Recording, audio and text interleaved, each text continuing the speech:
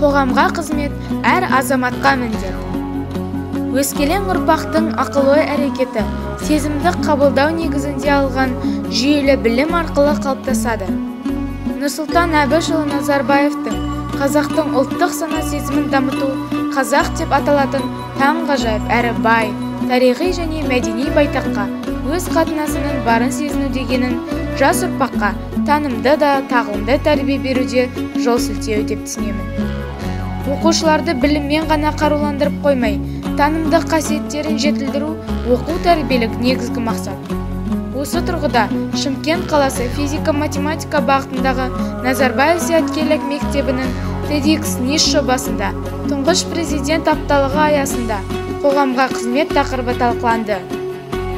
Осы тақырыптың талқыланатынын естігеннен-ақ оқушылардың көздерінде от жанып, өзгеге қалай көмектесудің жолдарын ұсынып, сауалнамалар алып, салыстырып, қоғамның саналы деңгейінің көтерілуіне ықпал жасаудың жолдарын қарастырды.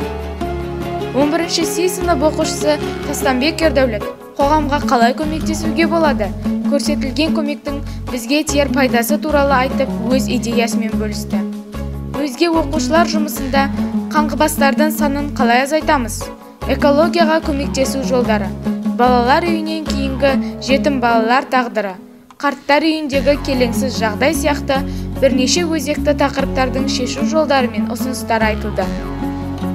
25-26 қараша күндері өткізілген шарада бағалаушы ретінде директордың сыртқы істер жөніндегі орынбасары Садиганиева Хасият Толкуновна, директордың халықаралық істер жөніндегі орынбасары мистер Пракаш Найду, куратор Абдраимов Жандос Ерболович оқушылардың идеяларының маңыздылығы мен өз пікірлерін жеткізу шеберліктерін қадағалап, жүлделі орындарды анықтады.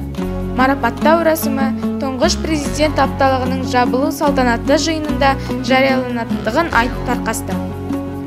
Бүгінгі ұрпақ ертеңгі келешегіміз, өмірдің жалғасы, ел ертеңі.